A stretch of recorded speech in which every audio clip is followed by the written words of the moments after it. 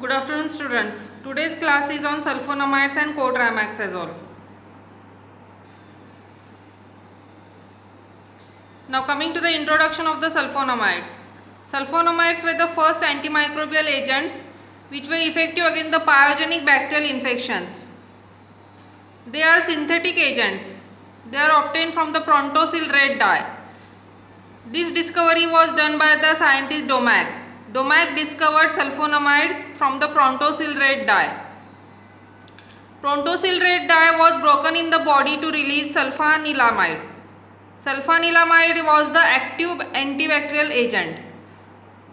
Sulfanilamide was the active antibacterial agent, and all the other sulfonamides are derivatives of the sulfanilamide. All other sulfonamides are derivatives of the sulfanilamide, which is the active compound or active antibacterial agent.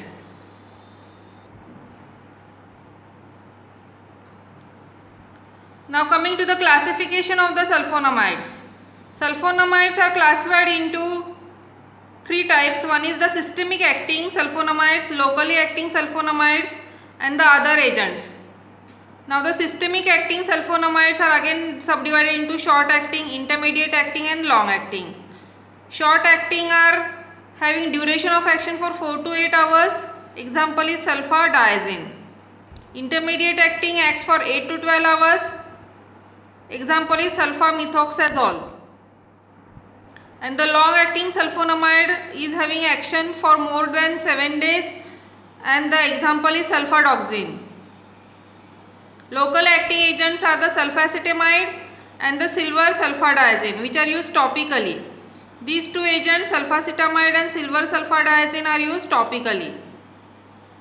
Then others. In others you can have the sulfasalicin.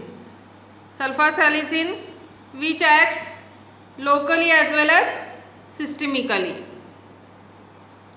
So if you see that these two agents, that is the sulfacetamide and the silver sulfadiazine, they act locally. They are acting locally. Now coming to the mechanism of action of the sulfonamides. Now before going to the mechanism of action, let us see the structure of the sulfonamides. So here from this diagram you can see the structure of some sulfonamides and the para-aminobenzoic acid.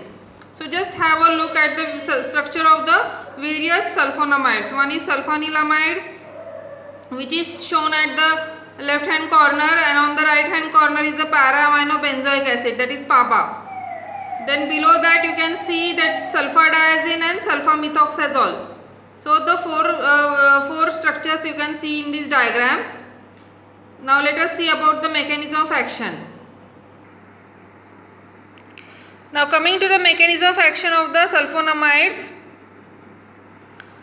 Now sulfonamides are having bacteriostatic action, that is they inhibit the growth and multiplication of the bacteria.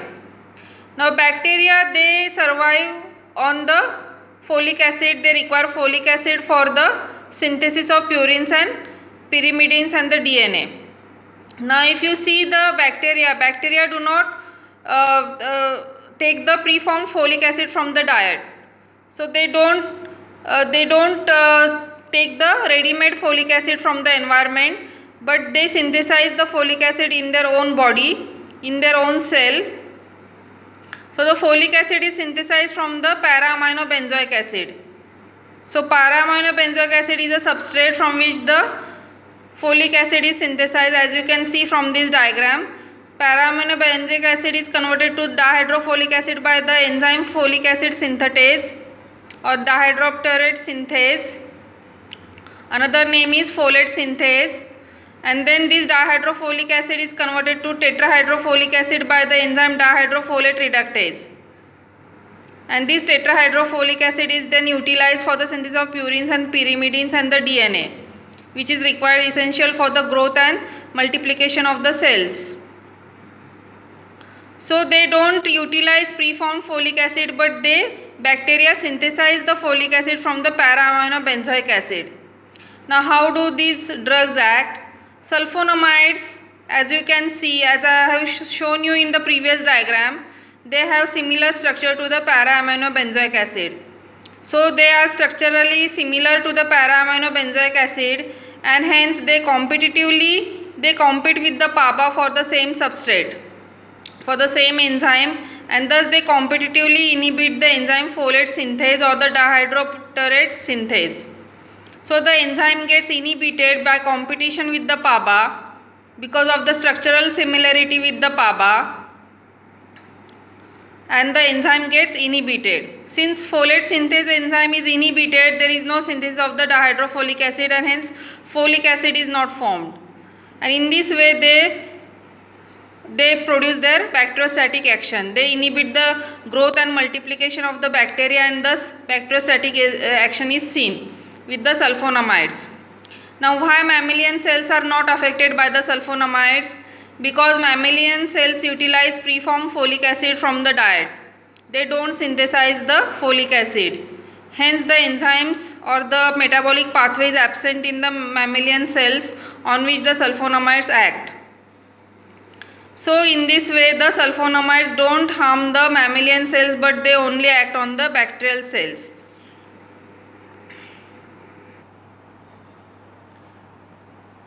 Now coming to the antibacterial spectrum of the sulfonamides. Sulfonamides are mainly bacteriostatic agents. The sensitive organisms are the Streptococcus pyogenes, Haemophilus influenzae, Haemophilus ducreyi, Vibrio cholerae.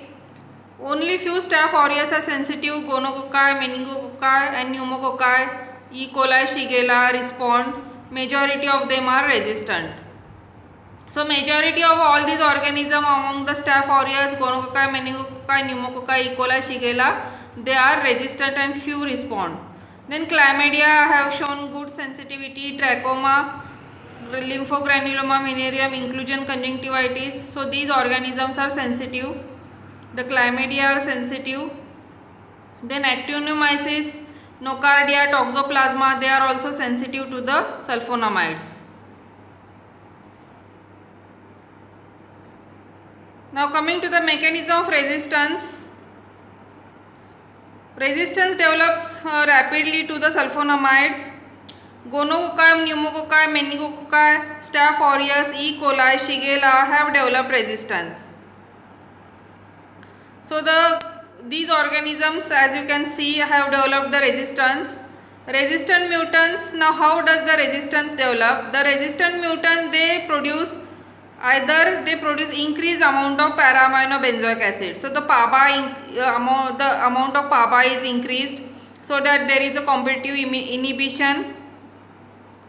Then the folate synthase enzyme in the mutants, they have low affinity for the sulfonamides. The folate synthase enzyme, which is the target site, they have low affinity for the sulfonamides. Or the organisms, they adopt an alternative pathway in the folate metabolism. They don't adopt this pathway, but they adopt an alternative pathway where the sulfonamides cannot act.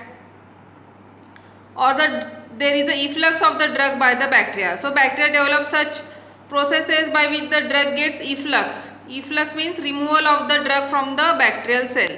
So the drug goes outside from the cell into the outside environment, and there is efflux of the drug.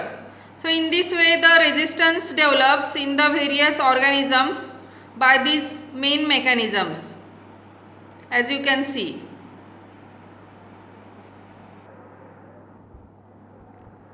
Now coming to the adverse reactions of the sulfonamides. Sulfonamides may cause nausea, vomiting, epigastric pain. Crystalluria, it is an important side effect with the sulfonamides. Sulfonamides undergo acetylation in the liver. The acetylated products are poorly soluble in the acidic urine, and this forms crystals, leading to crystalluria, hematuria or obstruction to the urinary tract. And this can be minimized by taking plenty of water and by making the urine alkaline. Then hypersensitivity reaction can occur in 5% cases in the form of rash, urticaria, drug fever, photosensitivity reaction, Stevens-Johnson syndrome and exfoliative dermatitis. Then hepatitis can be seen in some individual which is not dose related. Bone marrow suppression can occur, Acute hemolytic anemia is another side effect or adverse reaction seen in patients having glucose 6-phosphate dehydrogenase deficiency. Then another important side effect is the kernicterus seen in the newborn babies or the premature infants. In the premature infant, the sulfonamides, they are highly protein bound drug, and if sulfonamides are given, they displace the bilirubin from the protein binding site. Once bilirubin gets displaced, the free form of bilirubin can cross the blood-brain barrier and enter the brain and gets deposited in the basal ganglia, leading to the kernicterus. Because the blood-brain barrier is weakly developed in the premature babies, the bilirubin can easily cross the blood-brain barrier and get deposited in the basal ganglia, leading to the kernicterus. So the drugs are contraindicated in the neonates and in the premature infants.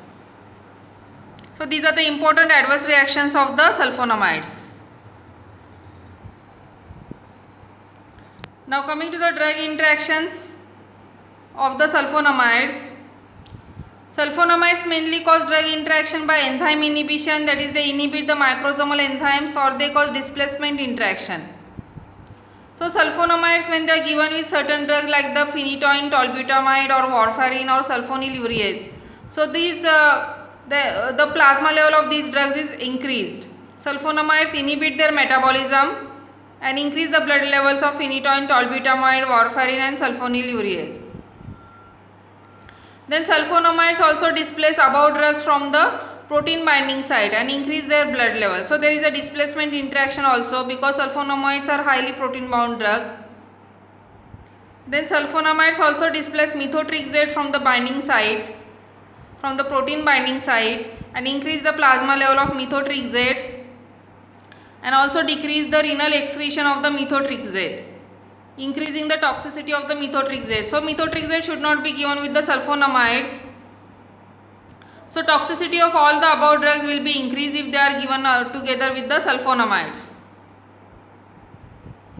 So these are the important drug interactions, and these drug combinations should be avoided.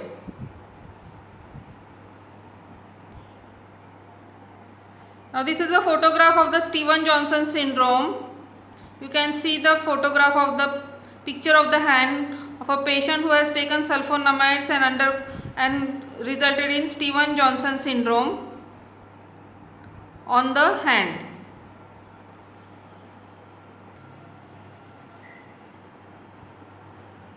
Now coming to the therapeutic uses of the sulfonamides. Now systemic uses of the sulfonamides alone are rare now. Sulfonamides alone are rarely used now because of development of the resistance to most of the organisms. Most of the organisms have developed the resistance to the sulfonamides. Hence their uses are less now and they are rarely used in certain conditions. Generally they are used in combination with trimethoprim or pyrimethamine. Combination with trimethoprim or pyrimethamine is given, and alone sulfonamides can be used in few therapeutic conditions or in few diseases like sulfacetamide sodium, ocular sulfacetamide sodium 10% to 30% as eye drop, that is local sulfacetamide sodium 10% to 30% as eye drops can be used for trachoma, inclusion conjunctivitis. Then in patients of burns, silver sulfadiazine ointment can be given or applied locally on the burn wound. Mafenide can also be used topically as ointment for preventing the infection in the burn wound. Now here the silver ions get released from the silver sulfadiazine. Silver ions are released slowly from the silver sulfadiazine ointment and they are toxic to the microorganisms. So in this way the silver sulfadiazine acts. It is not effective in presence of pus. Sulfonamides are not effective in presence of pus because pus contains high amount of para-aminobenzoic acid. So pus is rich in PABA, and if the concentration of PABA increases, the action of sulfonamides gets blocked or antagonized. Then next use is in inflammatory bowel disease. Sulfasalazine can be used in inflammatory bowel disease. Then another important use is chloroquine resistant falciparum malaria. So in chloroquine resistant falciparum malaria, sulfonamide, that is sulfadoxine, is used in combination with the pyrimethamine, and this combination can be used with the artesunate. Then toxoplasmosis, where the sulfadiazine and pyrimethamine combination can be given. Then in combination with trimethoprim, we will see separately. The combination is known as cotrimoxazole. So this will be dealt separately in next slides, that will be discussed later. So these were the uses of the sulfonamides alone. Now coming to the cotrimoxazole. Now cotrimoxazole is a fixed dose combination of sulfamethoxazole and trimethoprim. So the combination, fixed dose combination of sulfamethoxazole and trimethoprim is called cotrimoxazole. It is in the ratio of 5:1, that is sulfamethoxazole 5 times and 1 time trimethoprim. This combination was introduced in 1969 and it causes sequential blockade of folate metabolism. Trimethoprim selectively inhibits the enzyme bacterial dihydrofolate reductase and causes sequential blockade in folate metabolism. Now let us see the mechanism of action. Now again coming to the same diagram, action of the sulfonamides and trimethoprim, that is coming to the mechanism of action of the cotrimoxazole. Now as you know that bacteria synthesize folic acid from the para-aminobenzoic acid, from the PABA, and the steps are, you can see that is this is the metabolic pathway, that is para-aminobenzoic acid converts to dihydrofolic acid by the enzyme folate synthase or the dihydropterate synthase, and dihydrofolic acid is converted to tetrahydrofolic acid by the enzyme dihydrofolate reductase. So sulfonamides, they have structural similarity with the PABA and they compete with the PABA and they inhibit the enzyme folate synthase. So dihydrofolic acid is not formed, and trimethoprim inhibits the enzyme or blocks the enzyme dihydrofolate reductase. So by causing enzyme inhibition of the dihydrofolate reductase, it inhibits the formation of tetrahydrofolic acid. So in this way the folic acid is not formed and there is a sequential blockage, that is both the steps in the same metabolic pathway are blocked, and so the folic acid or the tetrahydrofolic acid is not formed from the PABA, and hence further purines and DNA cannot be formed. So the cell growth is not there and cell multiplication cannot occur, and here due to the sequential blockade the action becomes cidal. So when sulfonamides and trimethoprim are given together, instead of having a bacteriostatic effect, the combination becomes cidal. So there is a killing of the bacteria or lysis of the bacterial cell. Now why this combination is rational, or why sulfamethoxazole is combined with the trimethoprim? Now individually both the drugs are bacteriostatic, but the combination becomes cidal. So this is the most important point, that the combination becomes cidal because of sequential blockade in the folate metabolism. So there is a sequential blockade in the metabolic pathway of the synthesis of folic acid, and folic acid is not formed and there is a lysis of the bacteria. So the combination becomes cidal. Second point is that sulfamethoxazole and trimethoprim in the dose ratio of 5:1 produces sequential blockade. Hence the combination produces supra-additive effect. So there is a supra-additive effect, synergism is seen. Now maximum synergism is seen when both the organisms are sensitive, or the organism is sensitive to both the components, that is to both the components of the drug, that is the sulfamethoxazole as well as trimethoprim. So the organism, if it has sensitivity to both the components, then the maximum synergism can be seen. Sulfamethoxazole is selected for combination. Now this is commonly asked, why sulfamethoxazole is selected for combination? Because both the drugs have same half-life of around 10 hours. So the half-life is almost same, of approximately around 10 hours. Optimum synergistic effect is seen at plasma concentration ratio of 20:1 in the blood. So at the concentration ratio of 20:1, optimum synergistic effect can be seen, and chances of the resistance are greatly reduced. Chance of bacterial resistance is greatly reduced. So this is a very important point, why the combination is rational. Now coming to the spectrum of action. Now the spectrum of action is similar to that of the sulfonamides. Additional organisms covered are Salmonella typhi, Serratia, Klebsiella, Enterobacter, Yersinia enterocolitica. Then Pneumocystis jirovecii. So Pneumocystis jirovecii is another important organism which is covered by this cotrimoxazole. Now even the sulfonamide resistant strains like the Staph aureus, Streptococcus pyogenes, Shigella, E. coli, H. influenza, Gonococci, Meningococci are sensitive. So all these resistant organisms which were previously resistant to the sulfonamide, they all become sensitive to the combination. And these resistant strains were the Staph aureus, Streptococcus pyogenes, Shigella, E. coli, H. influenzae, Gonococci, Meningococci. So they all are now sensitive to the combination. Coming to the adverse drug reactions. Adverse drug reaction of cotrimoxazole. Nausea, vomiting, stomatitis, glossitis. This can be seen. Then megaloblastic anemia is seen in alcoholics and in malnourished patients. Blood dyscrasias can be seen. Then fever, rash, exfoliative dermatitis, erythema multiforme, Stevens-Johnson syndrome. So all these side effects can be seen, or hypersensitivity reactions can be seen. Then bone marrow suppression with the leukopenia, neutropenia and thrombocytopenia have been reported. So bone marrow suppression can lead to the leukopenia, neutropenia and thrombocytopenia. So these are the various important adverse reactions seen with the cotrimoxazole.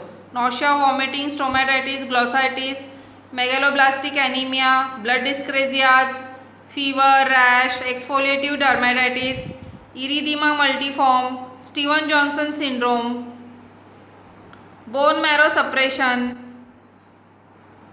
seen with the leukopenia, neutropenia and thrombocytopenia. So these are the important areas. Coming to the contraindications and drug interactions of the cotrimoxazole. Contraindications are the pregnancy. Pregnancy is a contraindication because cotrimoxazole should not be given in pregnancy due to risk of teratogenicity, neonatal hemolysis and methemoglobinemia. So methemoglobinemia can be seen in the newborn baby, neonatal hemolysis and methemoglobinemia. Then in renal disease, cotrimoxazole should not be given because uremia may be seen. Dose reduction should be done in moderate renal disease.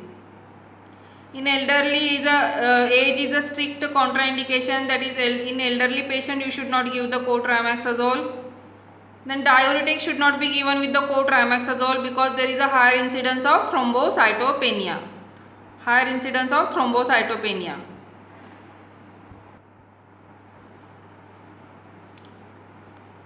Coming to the therapeutic uses of the cotrimoxazole.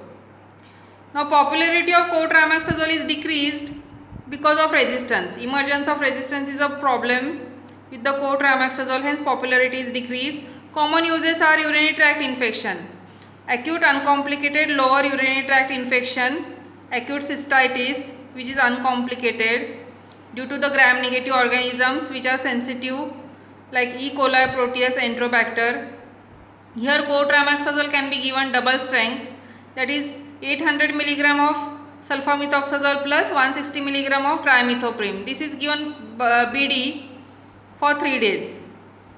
Then chronic and recurrent lower urinary tract infection, in that you can give generally, if the urinary tract infection is recurrent and chronic, you can give the cotrimoxazole where it can be used for prophylaxis in recurrent UTI.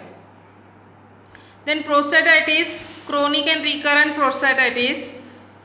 These drugs gets concentrated in the prostate tissue and hence for prostatitis it is recommended.